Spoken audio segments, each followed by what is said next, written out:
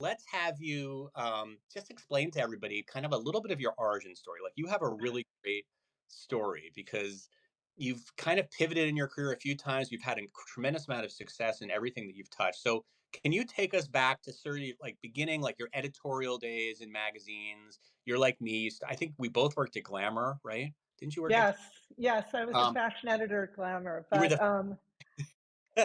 So I that's was pretty cool. I was not the fashion editor. I was a fashion editor. I was the shoe and lingerie editor, which was very very good for getting dates. Oh my but god, I was a ice columnist. That was also really good for getting dates. Um, well, but my really longest professional resume is around names because I was a little kid who in the 50s and 60s, and I was really interested in names. And at that time, before the internet, if you had a weird niche interest, you had no idea if anybody else was interested in it.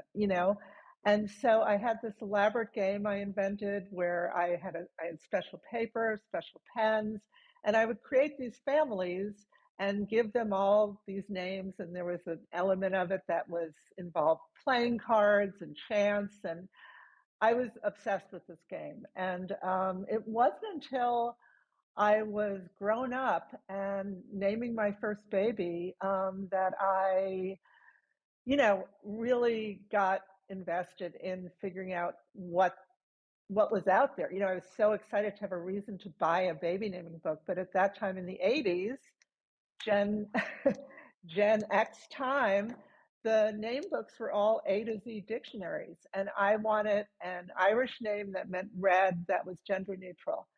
And it took me like 5 months to find this name because I had to go through, and I'm like, there should be something where, they just list names by like names that mean red and names that are gender neutral.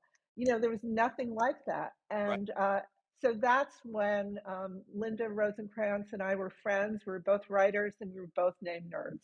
And so we wrote our first book, which was called Beyond Jennifer and Jason, was published in 1988, so just after the millennium time. But Jennifer and Jason, I think of as very Gen X kind of names. They are many. What did you say? I said I know many, many Jennifers and Jasons for sure. Yeah, yeah, yeah. So Um, so tell me. maybe it Okay, would work. yeah. Yeah. Can you better now? Am I loud enough? Yeah, that's probably better. No, no I'm echo. I'm I will project my voice. I have this mic, but it doesn't work for the anyway. It doesn't matter. So let's talk about how. Okay, so you came up with this thing. You came up with this book. What is Nameberry? Okay, so Linda and I, at the time of books, there were only books. And so we went Yeah, on to write 10 books about names. Beyond Jennifer and Jason was the first book to make a list of popular names. It was the first book to make a list of celebrity baby names. First book to talk about style and names. Nobody was thinking about names that way. Maybe they were thinking about them, but nobody was writing about them. So Nameberry is a compilation of the 10 books about names that we wrote, launched in 2008 at the time when books were going away and the web was coming in. And obviously, the web is a much superior way to search names. If you want to find a gender neutral name that means red, Irish name that means red, it takes 2 seconds on Nameberry. right. Um, so, we kind of were a little bit kicking and screaming because we weren't web entrepreneurs, but we built the site, we launched the site, and now it's the world's biggest baby naming website. And Wish I had I, yeah, to it back in the day. what? I said I wish I had access to it back in. I I, me too. so okay. So what is it about names that is so of such interest to you? Like you said, like since you've been young, you've been interested in names. Like what is it? I know I found out probably 20 years later that I wasn't the only person. And in fact, one of the best things about Nameberry for me is that all the name nerds in the world are all congregated there talking about names all the time. And I actually recently finally did a study like what makes somebody a name nerd? Who are these people? Because I don't know how to explain it. And they tend to be people who like reading, who like writing. A lot of people get into it through characters. People who like language. A lot of like one of our editors is a linguist, who from Oxford, who did her thesis on, names in the Middle Ages. I think there's something about names as symbols or codes. So people who are interested in kind of the code for different or the symbols that have a larger meaning in society. That's what's really interesting about names. And that's a viewpoint that a lot of people have kind of taken on at this time. Codes, like that, like what do you mean by that? Well, a name conveys a lot of information. It, Yeah. it encodes a lot of information. It says a lot about what your parents hope for you, dream for you, but it kind of says more about who your parents Yeah. are, what their values are, who they want to be, which is an interesting thing, And so I think when couples are choosing a name, especially for their first baby, they're sort of defining who they're going to be as a family. Are we the kind of people who want to fit in or who want to stand out? Are we plain or fancy? Yeah. Um, are For sure. we what? Yeah, it says a lot, and it says, I talk obviously a lot of my in my Substack about generations and about the way Yeah, different generations have different characteristics. And I'm very focused on my own generation, Gen X. But of course, we didn't name ourselves. Uh, we were right. stuck with these names that our parents, who were boomers and silence, gave us. And I looked at this list that is in this wonderful book called Generations by Jennifer Twenge, and she talked about the most popular names. This is for Gen X. So I just want to run these by you and sort of Yeah. have you decode for me a little bit why we were named these things. I mean, the boys' names are Michael, Jason, David, Christopher, John, John, not Jon like me. And then Yeah. the girls' names are Lisa, Jennifer, Karen, famous name, Mary, Kimberly, Susan.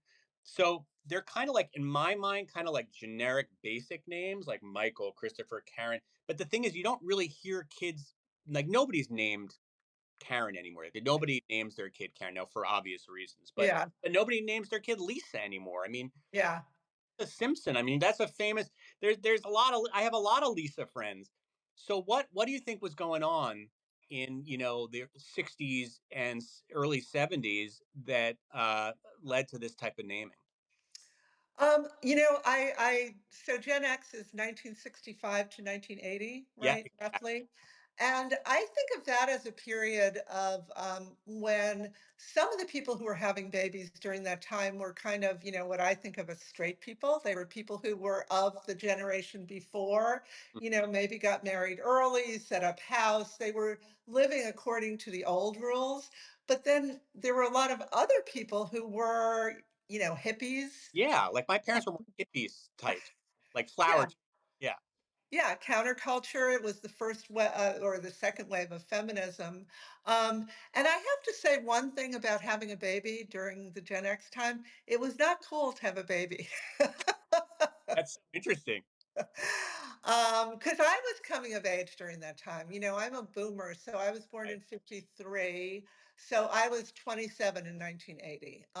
And my friends weren't having babies, and it was kind of like we didn't want to. But someone said to me once, one of the truest things I've heard about names, which is that every generation needs to reinvent baby names. Right. So let's forget the people who were, kind of tail end boomers who were naming their kids Mary and David or John. That the people who were naming their kids Jonathan and Lisa, or Jennifer, certainly at that time, they were reinventing baby names for a new generation. Those were names that the boomers did not pick. Interesting. Um, yeah. So it seemed to us they seemed so dated, those names, but like back then they were like kind of new, cool names. Absolutely. I mean, so our first book came out in 1988 and it was called Beyond Jennifer and Jason. And the message of the book was stop picking the names that everybody else is picking. Mm. Think in a larger way about who you are, who you want your kid to be, and look for a name that really symbolizes or encodes the message that you want to send rather than just Right. picking Jennifer because three of your neighbors picked it and you think it's a cute name. But it's so here it is 2025 and there's the web is full of baby naming websites and information. People are well aware of branding and babies, and it's still hard for people to pick a name, and people still pick the same names that everybody else picks. It's an interesting thing. But they don't necessarily pick the names that their parents gave them. Oh, no, no, no. That's the worst. Right? And even like this generation they're not naming their kids Ashley and, you know, Ty- Samantha. Yeah. Todd. Noah. No, this generation not naming their kids Noah. Oh, well, this generation is, but when the Noahs grow up, they're not going to name their babies Noah. Just like Uh, so, right. So I probably, yeah, the last thing I would do is probably give it would be if I had a kid to name my kid Mary or Kimberly that would just not happen. Jennifer, to me, that's just a generic, like not a fun name. mhm. That's Right. so why is it? We just want to be obviously just want to be different than our parents. Well, yes, and we want to, not only reinvent baby names, but we want to reinvent parenting. Nobody wants to be their mom or dad, right? I mean, Right. maybe some people do, but I never did. And most people want to, you know, and think that they're doing it not only different but better, right? That's interesting. Because your Um, parents screwed up, and you're not going to screw up, at least not in the same ways. right. Right. So let's move ahead 15 years. So now these are the kids of either boomers or mainly Gen X, and their names are like Joshua, Matt, Hmm. Daniel, and then we got Jessica, like you said, Ashley, Hmm. Brittany, Brittany, yeah. right? Amanda. I knew a few Amandas, I think, growing up. But so, what do those millennial names tell you? I mean, that's. I mean, now those names. Well, I don't know. Tell me what those millennials names mean to you. Well, what it makes me think of is something in the magazine business, and especially in the fashion side of the magazine business, which is same but different, Hmm. same but different. And so Jessica is the same as Jennifer but different. Yeah. Uh, you know, um, so Ashley is maybe the same as what Melissa. I think, Kimberly, it's like taking what was popular in the last generation and kind of moving it ahead a notch or two. Okay. Uh, yeah. So like the same rhythm of the name, the same letters, the same alliteration, but a different iteration of the name. Yeah, and maybe not as different as people want to be sometimes. I mean, that's a judgment on my part. We always hear at Nameberry that people want to pick a name that's different. The word today is unique. And yet the names people like tend to be the same names as Margot, for instance, is a name that everybody thinks is cool now, and which kind of makes it not cool, right? Right. Right. Well, it's interesting. So I named my daughter Ella, which I love that name, but it is a pretty common name. I didn't Mhm. realize how common a name that would be among our generation. I feel like a lot of people in Gen X name their kids kind of these like old timey 1940s names. Like I Mhm. know a lot of Lanas, uh, Mhm. Mhm. right? Uh, and Ella and like names like jazz singers had in like Yeah. 56 or something. I mean, I love those names, but even my mom was surprised, like when we wanted to name our daughter Ella. I mean, we named our son Elijah. Nobody's named Elijah. I mean, it's a very unusual. It's not nobody, but it's very unusual. But Ella seemed common to me. But I do think. Have you noticed that kind of like that kind of want to sort of start naming your kid something that was like from the old day, like sort of like an old fashioned name? Linda, I think, coined this phrase in our first book called the 100-Year Rule. and Yeah. it's that it takes a name 100 years or 4 generations to really come back. Oh And boy. so, yeah, you don't want to give your kid a name from your generation. You definitely don't want to give them a name from your parents' generation. Grandparents, maybe, getting more interesting. Great grandparents, very cool, That's right? I was gonna I fix I mean, I think my grandmother was Edith and Marjorie. I had a Birdie. Birdie's Mar- kind Marjorie is one of the fastest rising names this year. really? Yes, and Okay. Edith is kind of the new Ella, to be honest. Edith? Edith, yes, yes, See, to yes. me, Edith, and maybe it's 'cause my association with Edith is grandma, and so I never name my kid Edith. Not that I didn't adore my grandmother, but it just seems like such an old lady name to me. I am going to predict right here and now that when your daughter Ella has a baby, she's going to name her Edith. Edith? That is hilarious. That is so interesting. The 100-year rule. I love that. It's kind of like the 20-year rule that my son talks about in music, where all generations love the music that's 20 years ago. So he's really into music from like the early 2000s, like Sound System and the Strokes and stuff. And our generation was really into music from like the 60s, like the Beatles and all that stuff that was coming out of that time. And so I love these year rules. All right, let's look at Gen Z names. So these are the names we named our kids: Jacob, Ethan, Nicholas, Alexander, Jaden. There's a lot of Jadens I've noticed. Mhm. Words for sure. Sophia. I mean, I could literally throw a. I could throw a coin, and I can't tell you the amount of Sophias, at least in Los Angeles, that I mean, my daughter must have four friends that are named Sophia. She Yeah. has one named Sophia that just changed her name because she just didn't want to be like everybody else. Like she's just like, I'm not Sophia anymore. I'm Miles. Um, Miles, Miles, which is that's a cool name with a Y. Miles. yeah, Alexis, Olivia, Olivia, Olivia. A lot of Olivias. Emily, Samantha. So I guess what we were doing is we were giving our kids names, and millennials are giving our kids names that again are more that are like our grandparents' names, maybe, or even beyond below, but even before grandparents. Yeah, and I think, one reason that Sophia is so popular is that it means wisdom. She's the goddess of wisdom. And I think that kind of appeals to, the girls' names are maybe stronger, they're classic names, but kind of have some power behind them.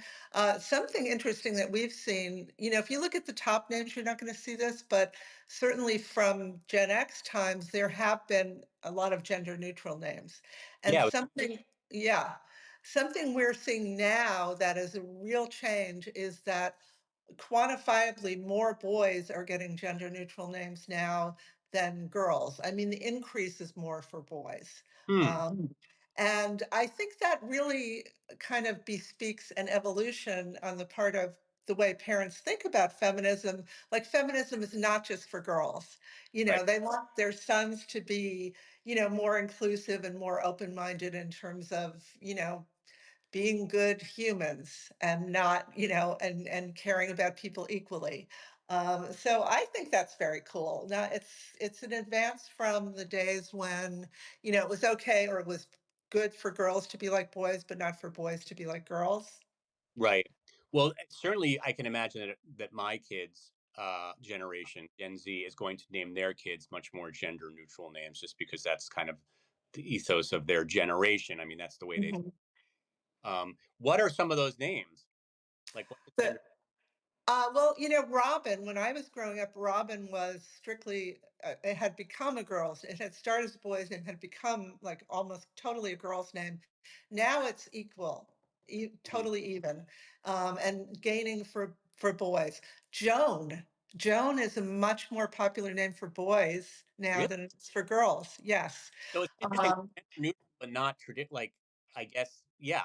Well, in some ways, gender defying, right? Because a Joan is such a to us is more of a woman. It's not like they're naming their kids Pat because Pat could go both ways. mhm. But Well, they tend to be names that are, they're the Taylor, Parker, Porter names. There's kind of like, waspy sounding upscale names. And then there are the invented, naturey names like Briar and Ocean and Sage and Oh yeah. Sky. Uh, So that's and then people just name like Hudson and like it's like just Brooklyn, you know. yeah, yeah, except none of the kids named Brooklyn actually live in Brooklyn, you Never, know. they never. Yeah, I think that that is quantifiable too. Like all the Brooklyns live, the Brooklyn is proportionally most popular in Montana, for instance. Do you find that pop culture trends influence names? Like, were a lot of people maybe in the '70s named Brandy because that song Brandy came out, or Sharon? I don't know a lot of Sharonas. Um, I maybe Yeah, Sharona might be a big name, but I wonder, like, are there names that are influenced by pop culture that you've found, like, even now? Like, I'm trying to think of if there's a song now that's about a. I'm sure if Taylor Swift had a song about a name, that name. Betty. Pretty, Betty. She has a song about Betty, oh yeah, and that name is actually, 100-year-old name. That name is actually popping yeah, to your statistics. Uh, yeah, absolutely. And it probably these days goes far beyond songs. There's a name Kylo, which is from the Star Wars, yeah, right? right, That was the fastest rising name a few years ago. The Game of Thrones was huge, and all those people who named their daughters Khaleesi, and then, at the final episode, it's like, oh, no, dang. all right. What are you gonna do? No. Name like bad, yeah, horrible. It's like I Yeah. named it Kanye. Oh no, what a disaster! I loved him back in the old days. Yeah, I know. That's the problem with pop culture names. But pop culture names are more popular than ever, and sometimes especially as middle names. For instance, I remember one dad I talked to giving his son the middle name Solo because he was a big Han Solo fan. I thought that was cool. It's like people are looking for names that have meaning, and meaning means something different for different people. So yeah. it might be religion, it might be your family, um, Well, or there's it might, my name is Jonathan. My brother's name is David. Very biblical names. I mean, did the biblical names they just old standbys? Like you always got the biblical. Because but some of the names from the Bible just don't carry on. Like, and maybe they will. They'll come back. But like Jonathan, David, Michael. I don't know. These are all like you know standard biblical names. But do you find that like there's a kind of wave in and out of the biblical names?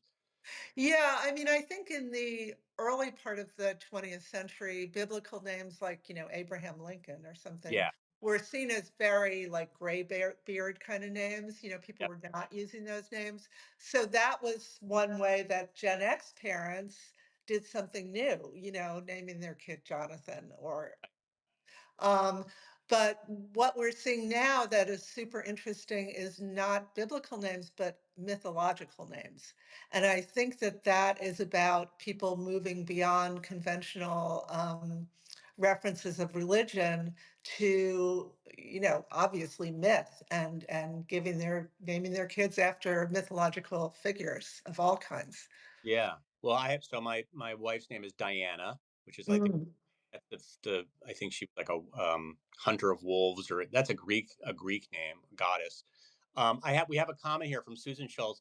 My name Susan has not been in the top 10 since the early '70s. Born, so the name Susan is officially becoming an old lady name, despite the fact that practically every Susan my age and older that I meet achieve great success in their career, including you, Susan. Yes, meet a lot of Susans anymore. I mean, I know Susans from my past. What's the deal with Susan?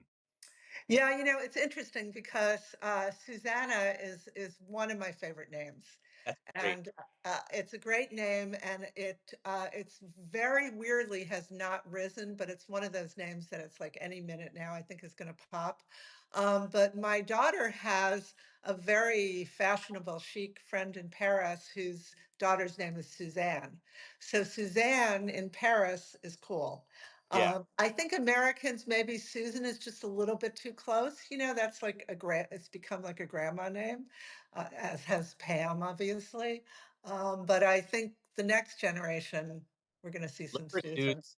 they're gonna it. I'm glad. I mean, do you feel like I always think, all these celebrities name their kids things like Apple and Moon Unit and North. And I'm just thinking of names. Is that just celebrities that do that, or do you think that actually like naming like just bizarro? Oh, not at all, just celebrities. So I have done this count, and when Beyond Jennifer and Jason came out in '88, I think there were something like 30,000 names on the Social Security extended list, which is every name given to five or more babies. Okay. Yeah. Today, I think there are 70,000 names on that list. Wow. So, yeah. And, that ranges from, weird spellings of names to just totally invented names to really unusual names, old names that people have revived. And certainly celebrities choosing unusual names has influenced people to also choose unusual names. Yeah. Because, It's a yeah, tool, right? Yeah. yeah. When we were doing it, I wanted to do slightly unusual, and that's why I completely misfired with Ella. Uh, but you want to be mindful of, then your kids got to have this name for the rest of their life. I mean, we had friends that said, "Well, you know what? We're gonna let our kids name themselves because why should we? This is how progressive these parents were. They were like, we are so progressive that we don't think it's appropriate for us to name our kid because this is their." So this kid's name was Fire Truck for a while. Then he was policeman. Spider. I don't even know what he is, but he was every year, every month it was like a different name. Like I'm Spider Man. That's not either. I wonder if there should be like you have a name for the first 10 years of your life, and then you're allowed to change it if you don't like your name. I don't know because it is weird that you have to take on the name that somebody else gives you. Yeah, I'm really interested in your daughter's friend Miles. And in fact, if Miles is interested, I'd love her to write, or them to Yeah, write a piece for Nameberry, because we have heard about a lot of kids, aged 13 and up, changing their own names, renaming themselves for that very reason, and saying, this name, Olivia or whatever, doesn't fit my identity. Sometimes it's for gender reasons, and yeah, sometimes it's just like, I don't want, that's a dumb name. That's not yeah. me. I want to be something else. Her reasons.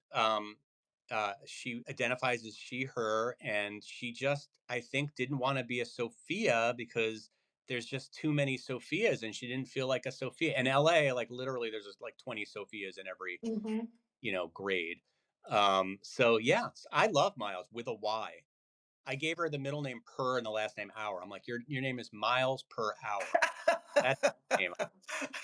Well, if she wants to write for Nameberry, I would love to hear I from her oh, because okay, that's really cool. What are there names that sort of stand the test of time, like throughout the generations? mm, We find a few of these names that always come up. Jonathan is not one of them. You would think it would be because it's a pretty common name in my generation, but are there ones that seem to keep coming up again and again? yeah, and I can't think of it off the top of my head, but we did a study of actually statistics, and we were looking for names that had never been, I think it was never above the top 200 and never below the, bottom top 800 or something. Right. So names that just stayed in that middle place. And there are a lot of names like that, but they're not necessarily the names you would think because they're always a little bit off the grid, but they're not so Yeah. unusual. So not Michael, for example. Right. Michael's gone more up and down. I think James definitely has stood the test of time, but it's been very popular Hmm. over a long period of time. For girls, like maybe Elizabeth or Sarah. Right. But the names that really have stayed in that middle place, they're more surprising, and I'd have to Oh look my, at. you will follow up on that because I am very interested. Like, because they're not what you would think. It's kind No, you can put them in the show notes if you, of or like if there are show notes. a name like Hannah. No, Hannah Yeah, seems like a new name. No, yeah, that's been that's like much more resurrect. up and down. Yeah, that's been like resurrected. Abigail, Ava. I'm looking at the names of people who are listening. Isabella. Super popular. Yeah, But but it wasn't so popular. So I remember my daughter had a kid in kindergarten named Isabel, and I just thought, oh man, that is really a cool name. And at that time, this was the '80s. People were not naming their kids Isabel or Isabella. Oh wow, we have a Marcel on. I like the name Marcel. The she Very cool. Yeah. Marcel's name. Nick, Abby, Paul. I'm just looking at the names of the people who are coming in. When you are writing, this is a little bit off the subject, but because I think a lot of people who are tuning in and who are on Substack are writers, and often maybe sometimes have to come up with character names. Oh yeah. Um, I have a lot of people in Nameberry who are writers looking for character names. And, I'm a novelist yeah, also. all right. We haven't talked about that. A very successful novelist. Yes. But, when I look to name my characters, again, I'm thinking not, a little bit who are they, but also who are their parents. I think if you give a character a name that's very singular, like I read a book by a friend of mine recently, and her character was named Cinnamon. And I thought that was a great name, and it was great for her character, But I Yeah. think if you name your heroine Cinnamon, that's a lot to live up to. That's got to be a really There unique. has to be a because I mean it's either a stripper or a puppy. Cinnamon is a tough one, but it's a great. Yeah, it is. I have to confess that I will shy away from names like that because I don't want to give my characters names that define them that Yeah. specifically. And this is really embarrassing, but I'll often choose a name that's like short, so I Yeah. don't have to type Well, too so when many you were writing letters. Younger is your big breakout novel. When you Yeah.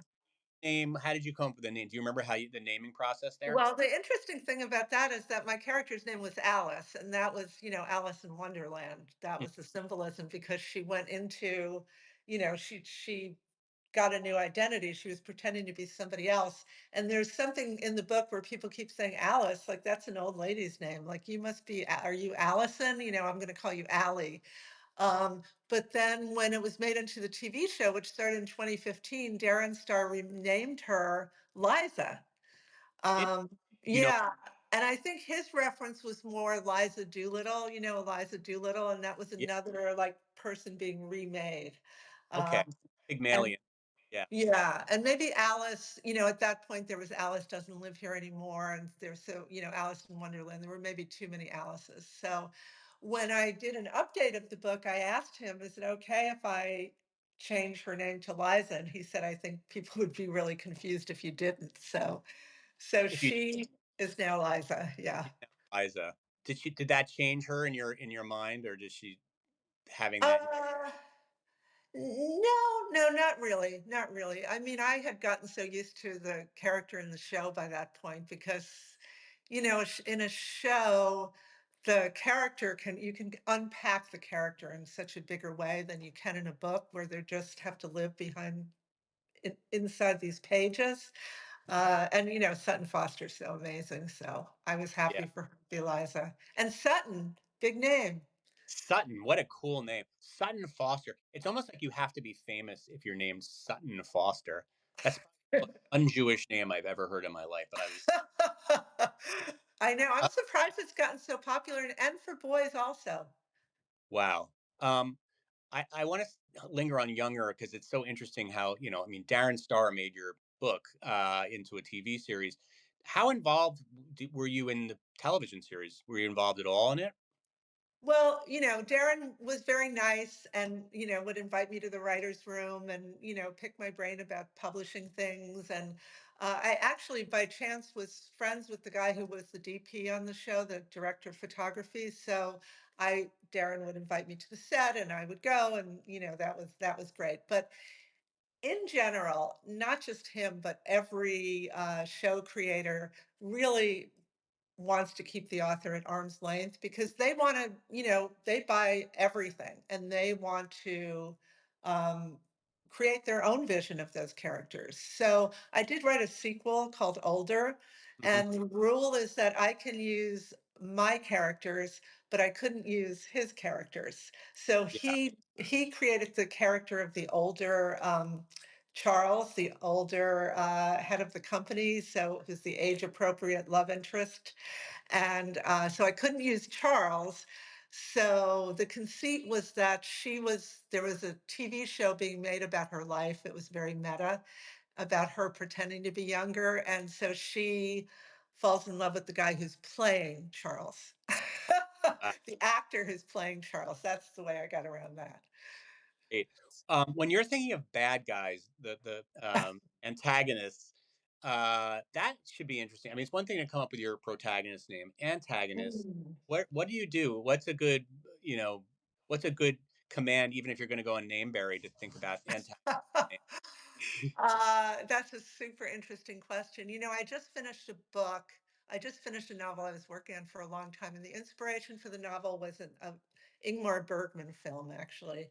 And Okay. so and even though the story and the characters, everything was very changed, I kept the same names. And so that character's name was Edward, which is happens to be a name that, for irrational reasons, I really dislike. So Yeah. I would pick a name that I Edward. just didn't like. Yeah. I have some friends that are Eddies. Edward, yeah, is kind of like it's like a king's name, like a spoiled king. Yeah, Yeah, it's a very uptight name, and it's this uptight. character was very, to use a boomer slang.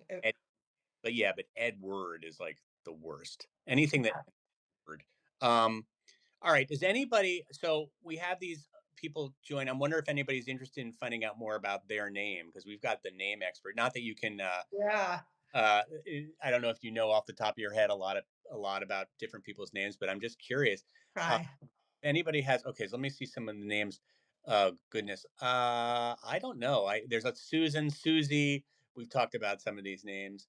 Um, this is fantastic. I like talking about names. I never think too much about names until actually you have a baby, and then you think a lot about names, and then you never think about names again. What about middle names? What's your take on coming up with a good middle name? Is the best idea to name somebody after somebody in your family as their middle name? I mean, that's what we did.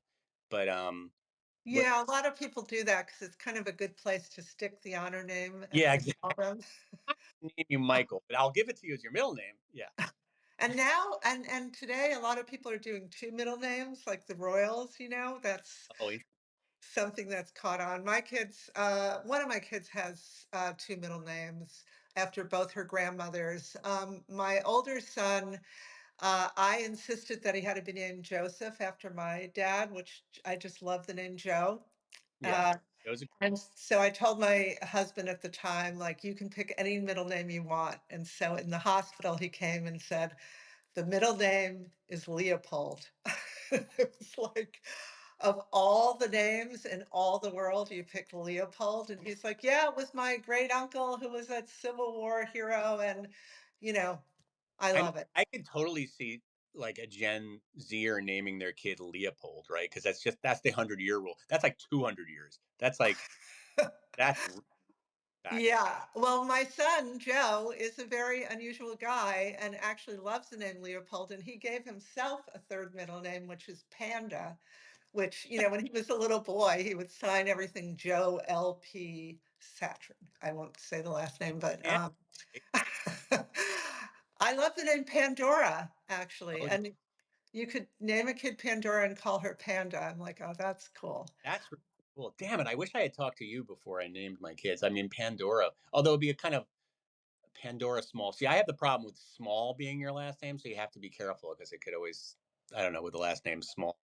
Uh, Yeah, yeah.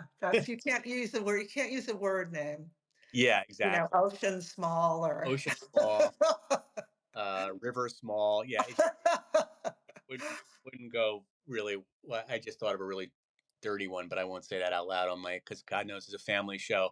All right, well, Pamela, this has been super interesting. Thank you for taking the time on a Friday. Thank you. Yeah, it's very fun for me. I always love talking about names. I'm never tired of them. So Well, great to be here. Thanks, John. and so if people want to follow you, they can follow you on Nameberry on Substack, and then the website is just nameberry.com. Nameberry.com. Yes. We All right. love to And you welcome anyone who would like to be there. and you have a massive newsletter too, which you can subscribe to. So this is a great also, we haven't talked about this, but this is also a great side hustle that became a full hustle. But like you are really my inspiration in the sense that you've gone a lot of ways in your career. You've taken a few lanes, which I always encourage people our age and older to do, where it's like, you kind of, I guess, saw the writing on the wall that maybe being a magazine editor wasn't going to be your future forever, because nobody's a magazine editor anymore. You very No. smartly found something that you were interested in, and were able to monetize it as well, to use it when you. Well, now we have to reinvent it yet again. I don't think you knew this, but I was on Shark Tank in I don't. January. I didn't even know this, and I didn't even. Okay, here we go. This interview is not over yet. Tell us. Shark. I'm not really, you sign a lot of confidentiality, but I will say I am the oldest woman ever on Shark Tank, which I'm very proud of. And they called me, they found me out of the blue.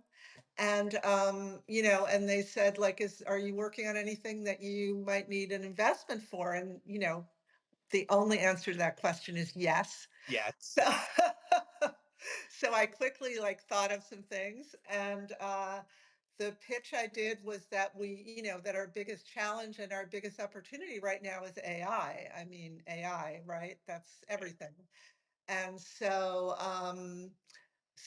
we are working on a new iteration of Nameberry, inventing baby names yet again with AI, which is really gonna, I mean, I am super excited about this. This That's is so interesting. coming to Nameberry, and it's not just an AI chatbot, it's a whole retooling of the way people deal with names and find names and find the name that, I think what you want to do with a name ultimately is really fall in love with it. Mhm. That's what you're looking for, is that emotional, like, yes, that's it. So That. that's what we're going to do. Oh, that's so cool. So we don't really know what this is yet. Now, were you on Shark Tank already? Did that air? Yeah, that it aired at the end of January. So yes, and I got an investment from Mr. Wonderful. Oh my. Um, we're not going ahead with that by mutual agreement, just because the AI landscape had changed so much from the time we taped in last June, to the time that it aired in January. It was like, a venture capitalist I met at a conference said, you can't work on an AI project that has a year, that's a year trajectory. The ideal time is a day to a week, Hmm. because in a year, the whole thing has changed. But it is, it's terrifying and thrilling. So Super exciting to be on the cutting edge of that technology. it What is. AI? I mean, are you encouraged by it as a writer? Does it freak you out, or do you find it helpful and useful and a tool, not a. Totally, totally both, like in the extreme. Just, and my business partner at Nameberry, who's an engineer, is just blown away too, because, we're building this stuff and he's like, it tells me how to code Right, to the coding. replicate itself, it's just incredible. But I think that I talk about it to people and they'll be like, oh, yeah, I've played around with ChatGPT. I don't think it's that big of a deal. But I get a newsletter called There's an AI for That, which kind of every day gives you all the AI there's so much money and so much talent. Right. Everything is going toward this. And it is really mind blowing to even spend a week looking at this newsletter and seeing all the things that are happening. There's. I'm a Claude fan, and Claude today, there's a new Claude 4, which Oh I, yeah. yes, No, which I, Claude fan. I was a Claude fan for a long time, and then I started using ChatGPT, and I actually felt that I liked GPT more. By the way, Claude is a better name, just as far. But ChatGPT more because it was more current, and it knows more about what's happening right now. So if you're asking Claude questions about stuff, it's kind of like its memory stops at like in like last spring or something. But ChatGPT is like current, and maybe Claude is current now. But well, they're all going, I think of them as monsters, like yeah, tromping across the web, just taking I mean, they have taken everything on right, Nameberry. yes. Oh, they have. Yeah. Oh, yeah. Not only Nameberry, everybody. Yeah. No, it's scary. They just ingest everything and then spit Mhm. it out, and you wouldn't. Yeah, I'm sure that they've taken everybody who's here, who's joining this. They've taken your writing in some degree. I'm sure they scrape Substack and they scrape it all. Definitely taken my writing. Although when I say write this in a John Small style, I don't. It just still doesn't do it. Well, they consider, I've asked it, what do you consider publicly available material? That's how, what Mm, they, all forum posts, all social media posts, yeah. all, it's like all comments you've ever left on anything. Um, yeah, it's, So it's here to stay. I think if we know how to navigate it, that is important because I think that the future, you have to know how to work with AI. It's not going to just go away or be like regulated to the point where it's going to disappear. I mean, let's be realistic here. As I've said in yes. previous um, Substack, if it's like sort of saying, oh, the web is going, like in 2000, being like, ah, this thing, the web, like, Mm, that's a yeah, passing trend. yeah. A lot of magazines were like, yeah, the dot com, just give it to the dot com people, like they're kind of second tier or whatever. And that didn't go too well. Um, Yeah, but, and books are obsolete, and that's only 20 years, right? So it's like, you yeah. know, so I I think of it now as the public web.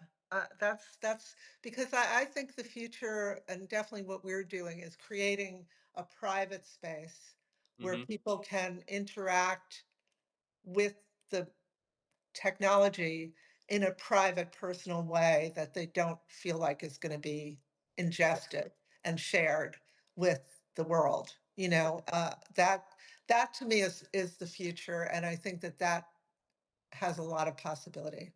good. Well, that's encouraging. Pamela, thank you so much. It's Thanks wonderful. a lot, Even John. though you only live like a few miles away, I haven't seen you in ages. We'll I have know, I know, I a know. Soon. barbecue. I'm fascinated to talk to you.